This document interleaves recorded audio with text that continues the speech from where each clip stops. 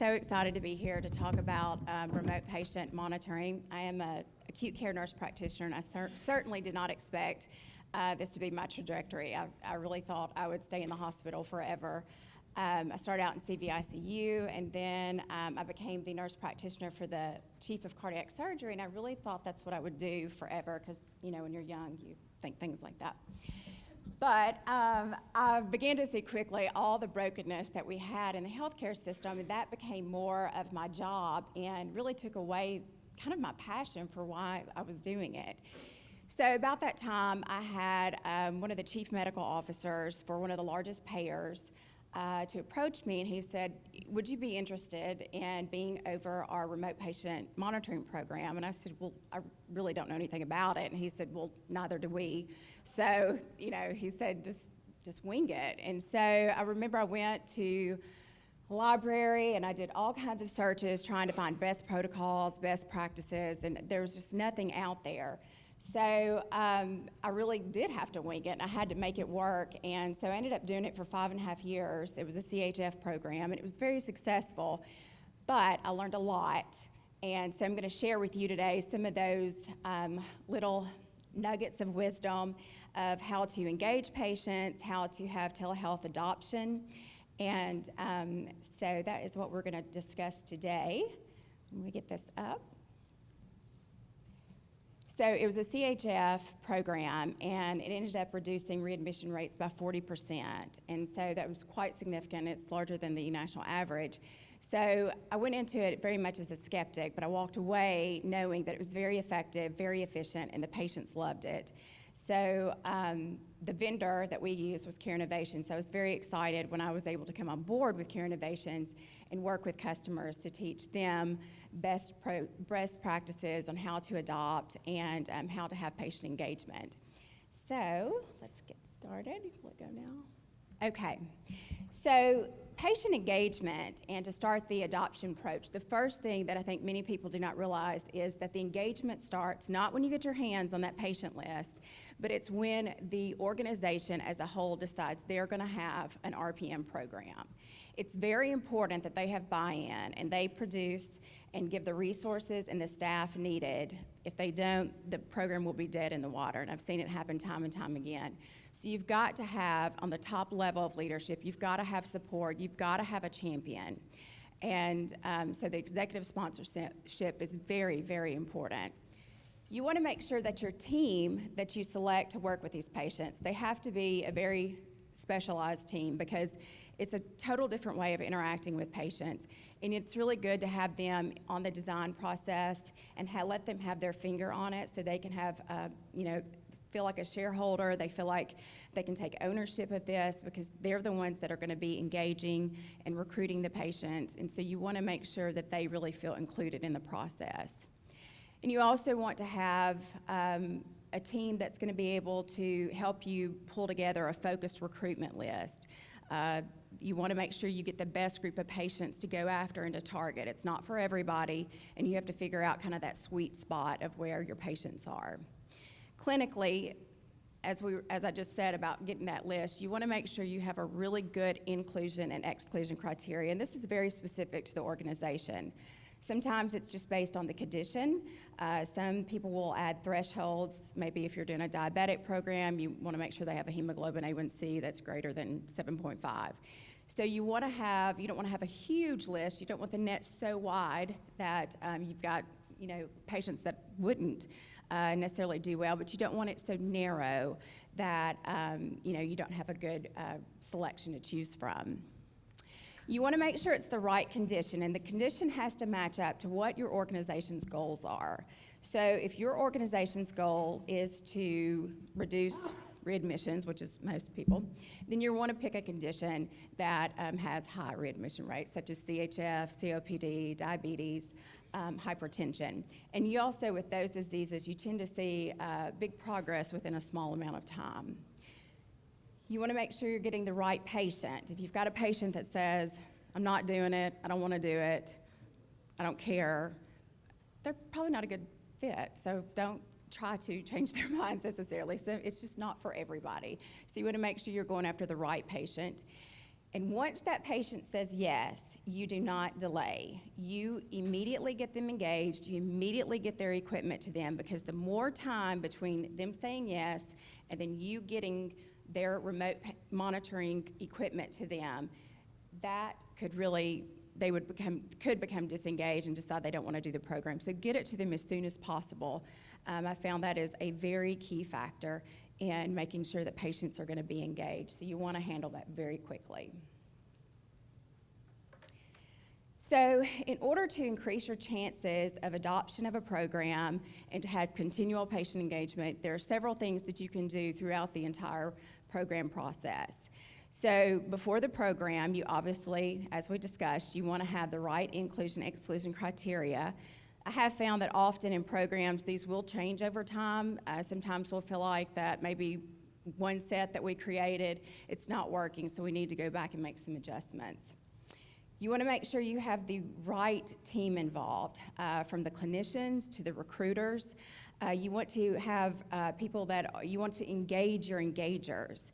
A lot of times you're having to sell this technology to elderly, and sometimes it's a hard sell. Sometimes they're very scared of the technology. So you want to make sure it's not somebody saying, you know, we've got this high-tech, very hard program for you to, I mean, nobody's going to want to do that. So you want to make sure it's somebody who can, you know, explain to the customer and let them know why they need it, why they will benefit from it, and how easy it is to participate. And then once the program begins, you have to have committed recruitment staff, and they have to believe in the program. When I first started, there was a lady that did our recruitment. Her name was Betty, and Betty never could get a patient to agree, and I thought, I wonder what's going on. And so like one day I listened in on one of her calls, and she basically was saying, we have this program, but it's a lot of technology. I don't know, it could be hard to do. You probably don't want to do it. And I thought, well, no wonder. So I always called her Bad Betty. I was like, Betty's bad. So we had to get Betty out of there because she was destroying our recruitment. So you want to make sure it's somebody that is encouraging and somebody that will encourage the patient to participate. You want to make sure that your workflows are very fluid because they change and they flex over time. So you need to have a very versatile staff involved because you may have a sector of one patient that you want to work one workflow this way, and then you may have another set that you're going to work a totally different way. So you've got to have a staff that can handle the ebbs and flows, especially your clinicians, because each patient is different, just as it is in traditional medicine. Whenever they do agree and they start the program, those first few weeks are critical. You have to have a lot of contact with the patient. You want them to be comfortable with the process, comfortable with the equipment. So you want to make sure that you're reaching out to them often and interacting with them so you can start that engagement process and make them feel very comfortable about the program. And then throughout the program, you want to give feedback to the patient. I think it doesn't matter if you're 2, 22, 82, we love positive feedback. It makes you feel good, it makes you feel like you're participating in your program, they're doing what they need to do. So constantly interact whenever they have, you know, when they hit small goals, you want to make sure that you recognize those. And even if they're very, very small, you still want to recognize their change and the things that they're doing. You want to keep communication very open. You want to make sure that you partner with someone that has a lot of tools available on their platform, such as Care Innovations, because you want to have different forms of communication. Not everybody wants to talk on the phone. Not everybody wants to do a video chat. We also have a texting function, so which is becoming more and more popular. So you want to make sure to use your tools. I think the video is wonderful. I think it gives it as a rapport between the clinician and the patient. So always ask your patient, what's the best way to communicate? What are you most comfortable with? You know, some elderly patients still are a little, the video is kind of weird for them. They're not necessarily fans of it, but some really like it. So figure out what's the best way to communicate, where they feel the most comfortable. It's very important that they know the timeline. They want to know how long they're going to be doing the program. So, and as they go through the program, you want to let them know when they're hitting milestones. You've completed a month, you've done great, your blood pressure has dropped down to here. So you want to let them know their progress that they're making or the lack of, and let them know, you've got 2 more months, we need to kind of get it in gear. So the timeline's very important. Some patients, when they hit that, if it's a 90-day program, they're calling us saying, come get it, like they're done. But then you have a lot that, that's the problem, they don't want to be finished because they like it so much. So sometimes it's really hard to get everything back because they like it. And you constantly want to educate and empower them. I'm not a fan of coddling these patients through this. It's a time-sensitive program. So you want to make sure that you give them tools where they can self-manage, they can reach out to physicians' offices, get the answers they need in an effective way, and you want to make sure that they're educated. Some just simply, they're just clueless about their disease, because when we discharge patients from the hospital, you get 5 minutes because you've got somebody in bed management screaming at you to get that bed empty so somebody else can come in. So you want to make sure that you do that. Quickly resolve all issues, so make sure you have a really great support team, and you want to constantly evaluate your program, look at your failures, fix them, and learn from them. And probably the last thing as a nurse, and the most important thing, is healthcare is so personal. If you have a condition or a disease, it affects how we interact with our world, with our family. And technology is going to continue to evolve and get better and better. But we always have to remember on the other end is a patient who's somebody's mom, dad, uncle, friend. And we can never forget that it's the patient that is still the most important. And we can never forget that. But we're treating patients, not machines. And so we always have to remember that. And that may be very nursey, but that's just how I think it's very significant. And we can never forget that fact that it's about a patient. And that's it.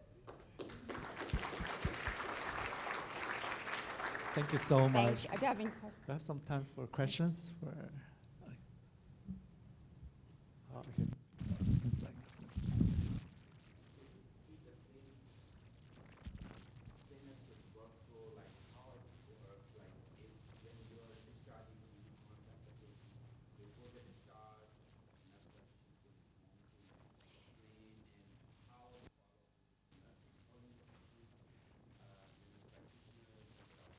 So how the workflow works? That's a great question. So it varies from organization. We do have some programs that are post-surgical. So when the patient's in the hospital, they get the kit there and it goes home with them. We do have situations where we know they're going to be discharged maybe in 2 or 3 days. So the referral or from that organization is sent in and we get the kit there. So it'll be there closely by the time they get home, because that is the best patient population, obviously, to go after. But it really depends on how an organization wants to set it up. The monitoring, it varies. We do have an in-house monitoring team of critical care RNs, but sometimes the organization has their own monitoring team that they want to do of nurse practitioners, nurses. Doctors are able to obviously do it too. I know the time's very limited. So it just varies what your organization's needs are. We can make adjustments and get kits out to them as needed. There were a question there. Mm-hmm.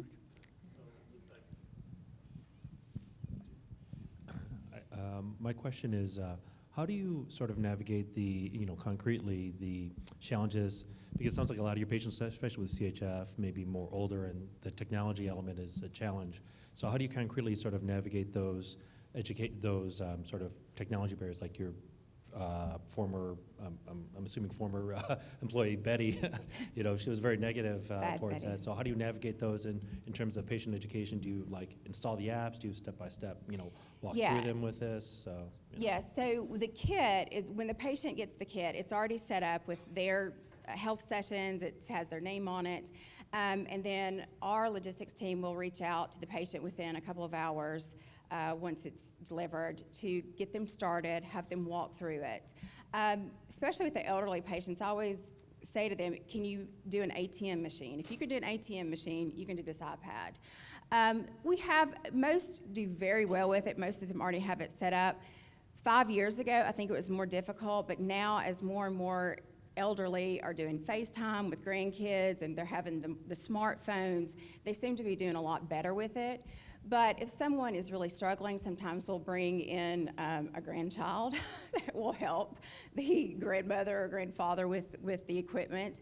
But we'll also, with the video component, we can sometimes do a video chat and kind of watch where they're having difficulty, if they're having difficulty with like the blood pressure cuff, things like that.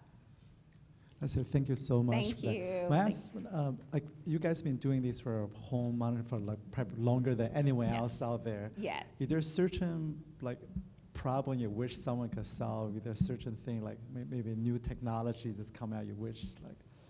Oh, gosh. I just think, well, I think we're seeing that it's being used for a lot more conditions. It seemed first it was just around CHF, diabetes, but we're seeing it for a lot of interesting conditions. I have one client that's using it to help chemo patients keep from the side effects. So I hope to see more peripherals for different diseases and more that are more specific. I'd like to see it in different arenas and for, infertility or things like that. So just kind of out of the box thinking for RPM. Great, thank you so much. Thank you.